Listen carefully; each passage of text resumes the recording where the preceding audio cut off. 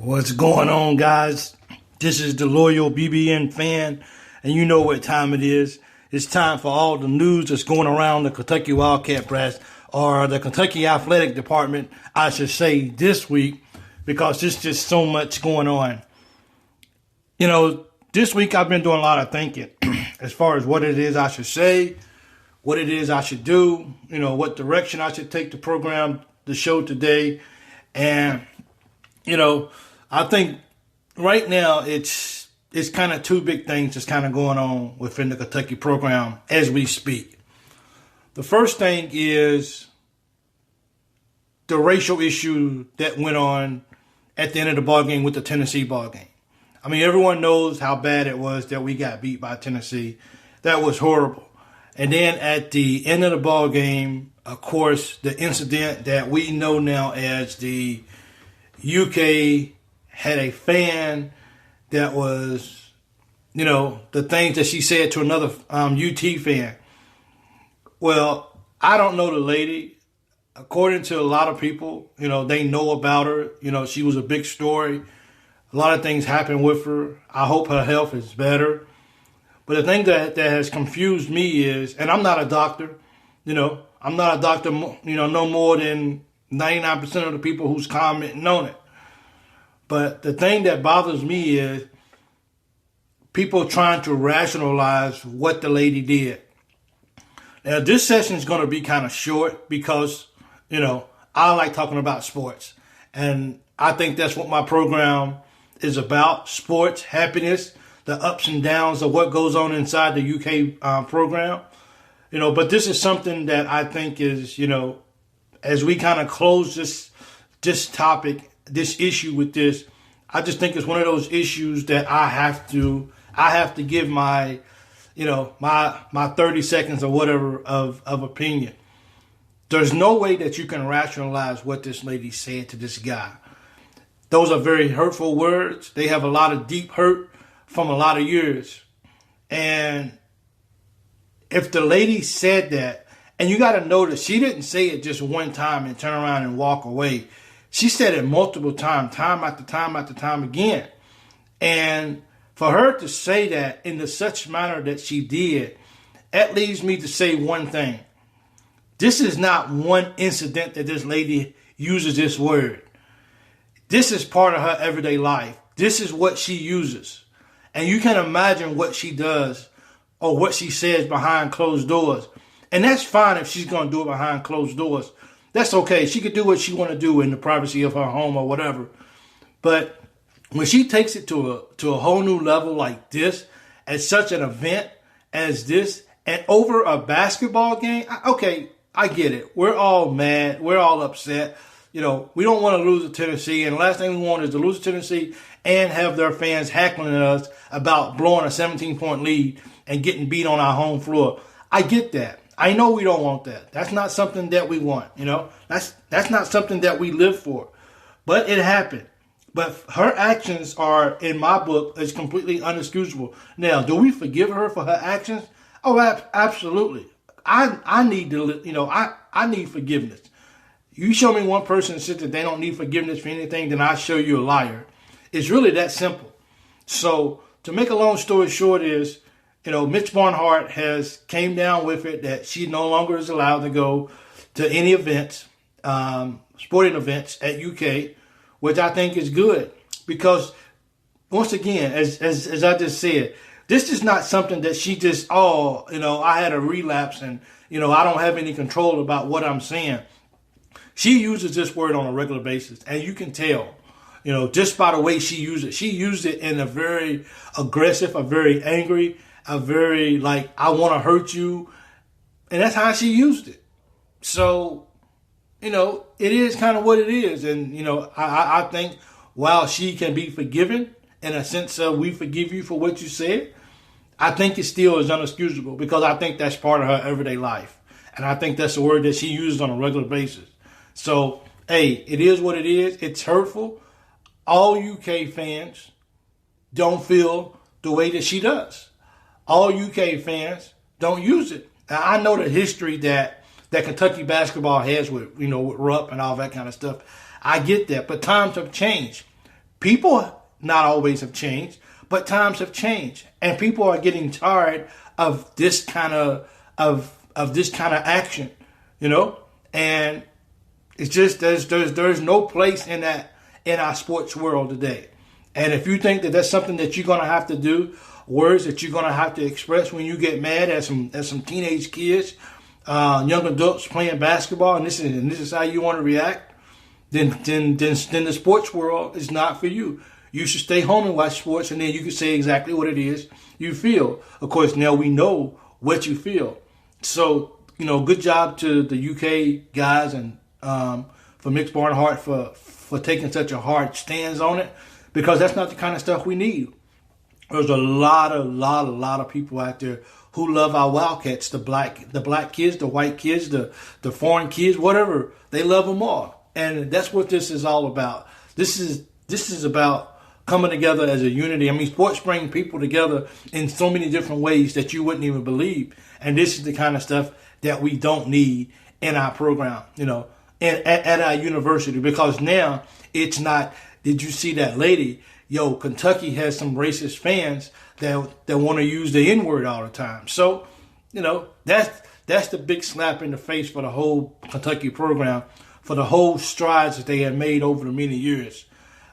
So, that's good that issue was taken care of. Now, I won't talk about it anymore because that's it. Mitch Barnhart has did his thing.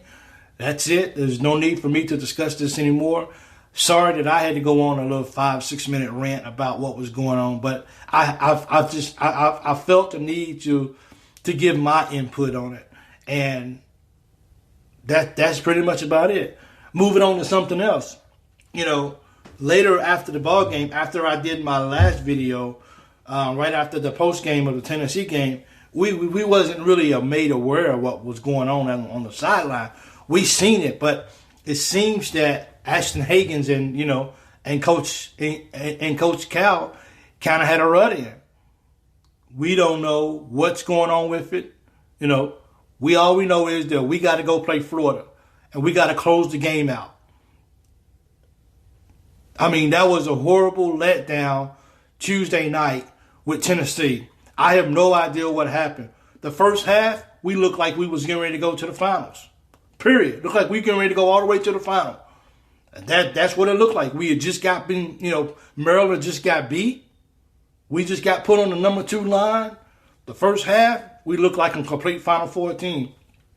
The second half, I'm not sure where the bottleneck is. I don't know where the disconnect was. I don't know what happened that allowed us to break down and lose in the fashion that we did. That was horrible. That was horrible.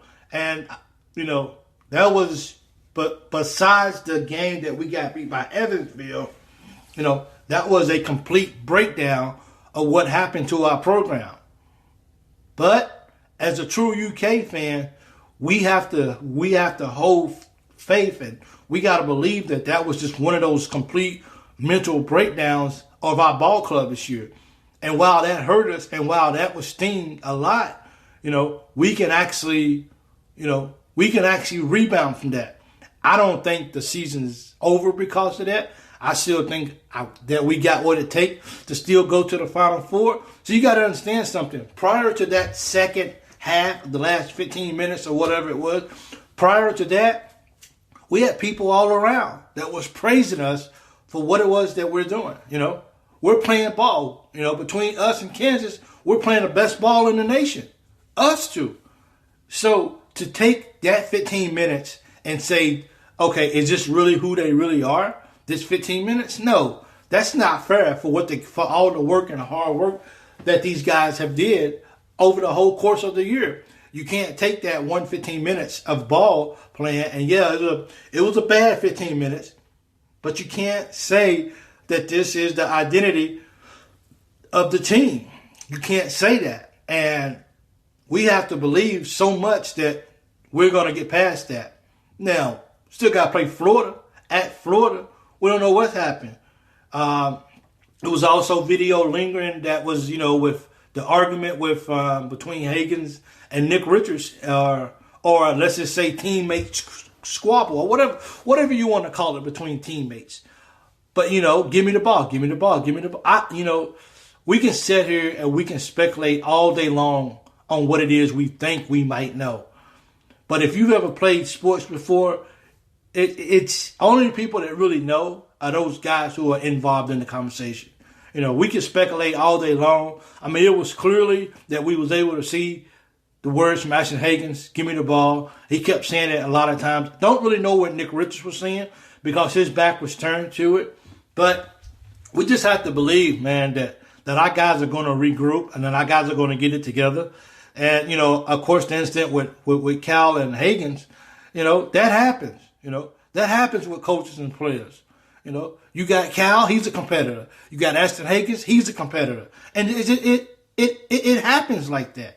And we can't read too much into it and say, oh, this is over. We got this downfall of Hagans and Cal. So the season is just a bust now. It's not a bust. We got guys that have put too much work into this year just to lay down and say, well, that's it. Let's just go home. You can't do that.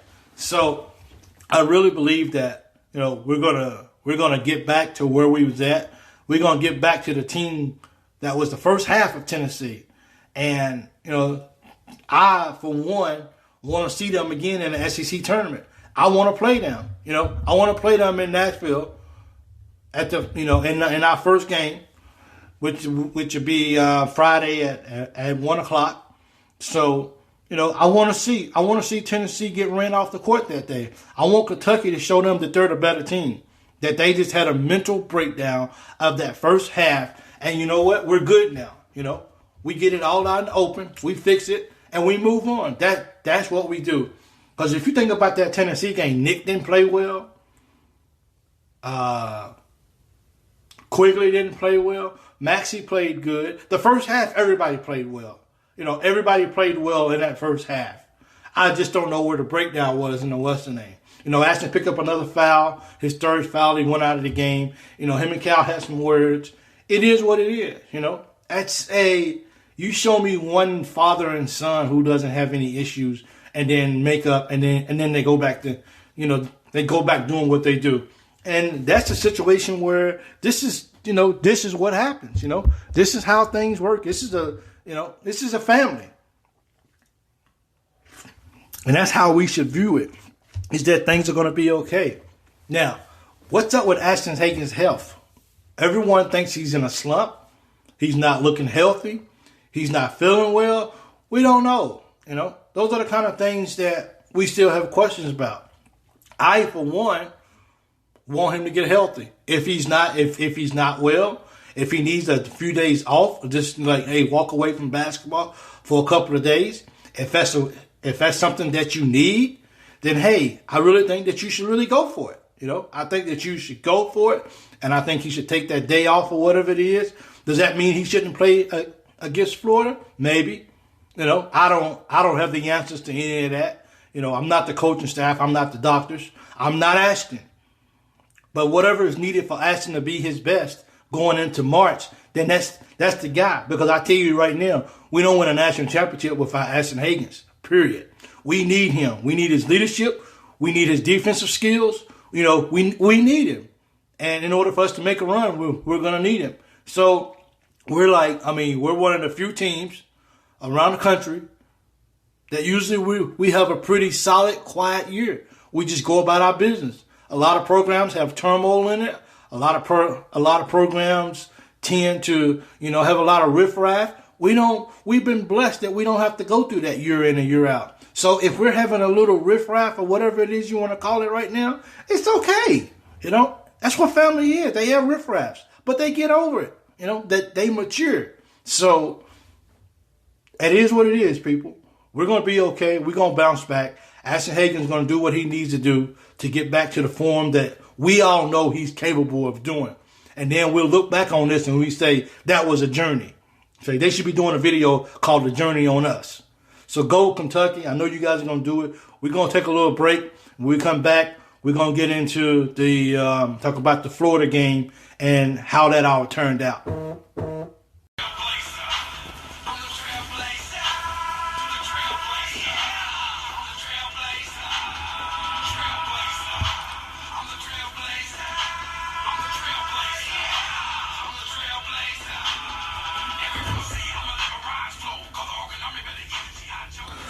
What's going on? We are back with the second part of the show, and we're gonna just have so much fun. There's just so much stuff so many positive things to talk about in this video right here. And we're just gonna, before I get into the exciting, well, you know what? Let's just jump right into that. Kentucky went to Florida, okay, and maybe about 15, 20 minutes before tip-off, the word started getting out that Ashton Hagans, our point guard, our leader, our chief, was not going to make it. He didn't show up. And for that to happen at such a fast time. Now, keep this in mind. We've already won the SEC. We already, regular season, we already locked down number one. I mean, what else better could come out of beating Florida? Not really much of anything. I mean, we already got what we need locked down. The March committee is still going to choose who they want to be. We just came off this very upsetting loss to Tennessee. So one would say that our destiny was already set. Long as we go down to Nashville and win at least one game, we shouldn't be that bad in the NCAA tournament seeding wise. Because I think right now they probably, that they had us as like a 3 or whatever. So, what else could we truly accomplish? So we show up at Florida right before the game or so. Everybody finds out, the news go out. Breaking news, Ashton Hagans did not make the trip to Florida. Okay, no problem. We're just down to 7 people now. So, Cal made the decision that Ashton needs some rest. He needed to get his health right and everything. Some people are speculating if that was a suspension for what happened on the bench. We never will, as spectators, as fans, we will never know really what happened. Only those guys inside that locker room knows what's happened. So we get to Florida, and, here we are, we playing Florida. Florida's playing the best ball. Senior day, remember that guy Blackshear, who we really wanted to go. Senior day for him. And Florida comes out, and Florida is just banging. Florida is just playing ball unbelievable at a high level all game long. And it's just like we get in foul trouble. This is it. So, the first half, Nick Richards didn't really do a whole lot. Emmanuel Quigley didn't really do a whole lot. So, of course, the starting, we had to put Cal inserted Brooks into the starting lineup. Well, just a formality. We got to have somebody in. So, why not go with Brooks? And that's kind of the way that we went. And, no matter what we did in the first half against Florida, those guys just had a number for us. Those guys was just playing out their mind, the whole ball game, up until that. I think we go in at halftime down by 10, I think it was, 10 or 11 points. And, at this point, you're kind of like, well, let's just get out of Florida. Let's just get it over with, you know what I'm saying? Let's get on back to Lex. Let's get our rest. And, all those good things. So maybe when there's about 13 minutes left, we started coming back. At the 12-minute mark, we was down by 18 points. 12 minutes and 8 seconds to go in the ball game. And our guys was like, we're going to play ball. So all this turmoil is going on the sideline. Now, picture this. Coach Cal gets, he gets a tech. He gets a warning. Then he gets a technical, then he gets a tech. And then he gets another tech. And he leaves. And then he comes back to the bench after his second tech because they tell him that, well, you're not out of the game because you got a coach's box tech. So that's not really a tech. So he comes back to the bench. And I don't know what it is about the Kentucky Wildcats getting a technical foul with Coach Cal. But every single time, this is like, the teams should say this. Don't do anything to get Calipari a technical foul. Don't make him mad because when he gets a tech, then those guys play out the roof. And that is exactly what our Kentucky Wildcats did today. our Kentucky Wildcats played like, they just like, it's 18 points down. Now, remember, we just gave up a 17-point lead and lost to Tennessee by 10. They outscored us 25-12 in the second half. So is this another one of those games that we was going to get just, just let the other opponent just abuse us? Well, Quigley fouls out. Wow. I mean, he didn't give us too much. He did have 2 big threes but before he left the game, but he fouled out with 9 minutes and some change to go in the second half. Fouled out. The guy who was supposed to be the SEC Player of the Year. And then everything just opened up. We started making shots. We started getting rebounds. We started blocking shots. We started to protect the rim. I mean, we started to do so much. And before you know it, we was down by 9. And things just went on and just happened so fast. And at this point in time, if you're a Kentucky fan, you're like, we might have a chance here. We might do this. So they kept playing, and before you know it, they got it down. Now, keep in mind, Florida has led the whole ball game. We ain't led one time. I think the closest we've been was 2-0. That was it. And that was when they scored that first basket. As a matter of fact, it probably was 3-0. I don't even remember what it was. But so we ain't never led the whole ball game. Florida had this game completely locked up. No questions asked. Game over. Our guys being resilient. I got to give a hats off to Keon Brooks. I got to give a hat off to Nate Sestina. And I got to give a hats off to Johnny Juzang. Those guys who we needed at this particular moment. And in the game that we was playing, this is who we needed to execute the best. We needed these guys to be at their very best. And they was. Brooks was the best he's been all year. I mean, the guy had the floaters, the inside, the body control. He had everything that we needed in order to be successful for this ball game. And I tell you what, I don't know we would have won if it wasn't for Keon Brooks. Now, while Keon Brooks is not the one who made the dominant play, he's not the one who actually made the play that was actually like, this is it. He set us up in a position that would allow us to do that. And, of course, I got to go back and talk about my boy Nick Richards. Nick Richards was just something else, man. The second half, that 12-minute mark, it was just something that just clicked. He said to himself, I'm the best guy out here. Blackshear had already hurt his hand, was out. He was out for the rest of the game. So Nick finally said, look, I'm the biggest and baddest guy out here. Give me the ball. And Nick just started going to work. Between Nick and Keon, that was it. Nate Sestina he had a big putback. Ball came off, he just came down the middle and just got the ball and dunked it back in. I mean, it's amazing. It's amazing how all the pieces came together yesterday and just played the best they could. And it worked out in our favor. I take it back a year ago. We played LSU at home. LSU came down the court, laid it in, came off the rim. Somebody tapped it in. We thought it was goaltending. It didn't go our way because they counted the basket. So LSU beat us at home. Now, a year later, back down here in Florida, the same scenario came about. Ball came off on the weak side. The ball was tapped.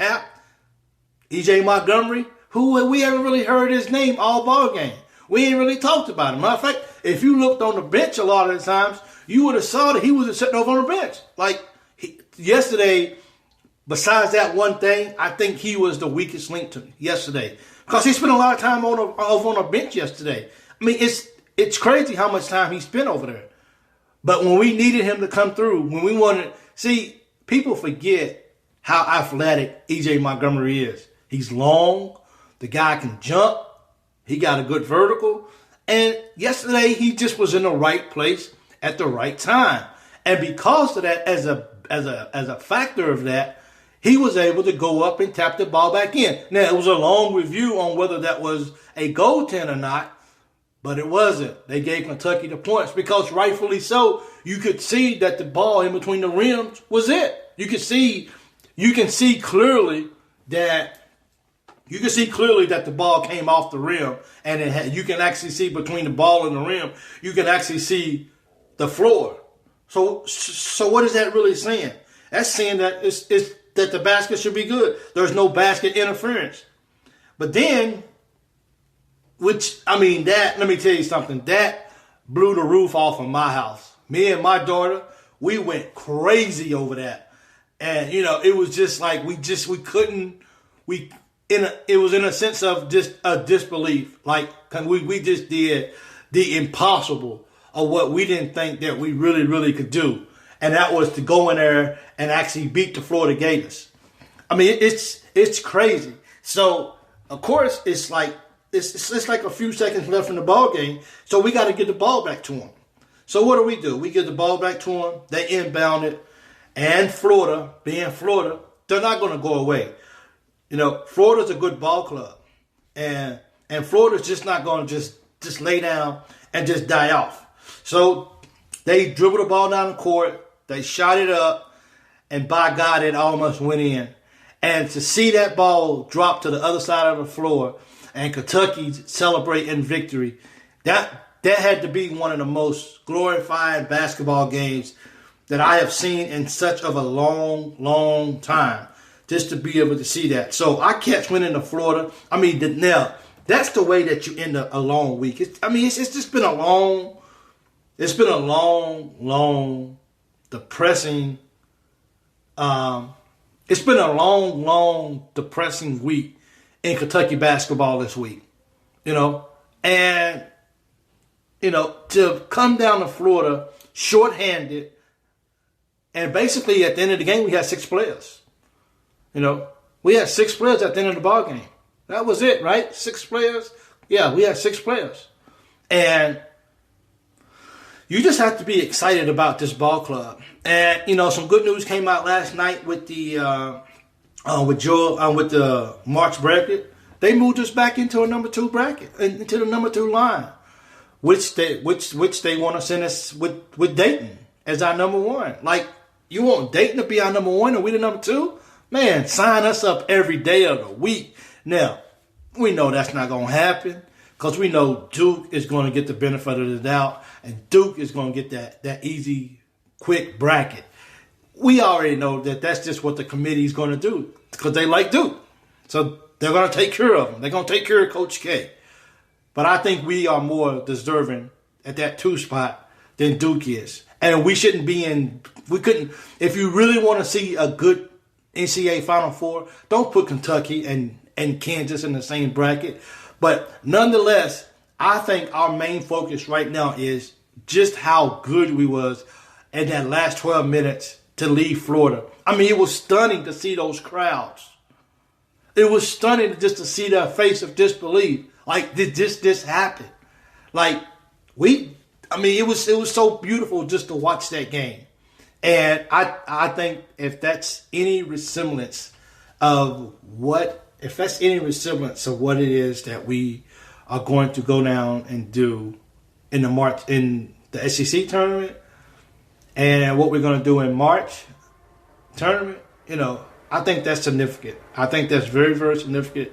And I think we got a lot of things to look forward to.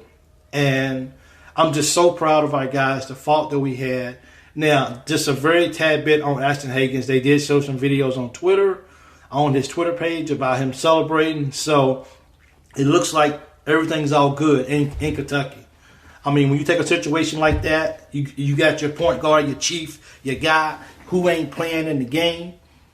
And then you take that and then he's completely celebrating, posting it online, excited about what's going on. How can you not be excited about that, what's going on? So let's go Cats. We're going to get this. We're going to take a week off, enjoy ourselves, get back healthy, rest, and go down to SEC in Nashville and start celebrating. So I'm the loyal BBN fan. Thank you guys for checking me out. I appreciate it. And I look forward to seeing you guys and talking to you guys later. You guys have a good one.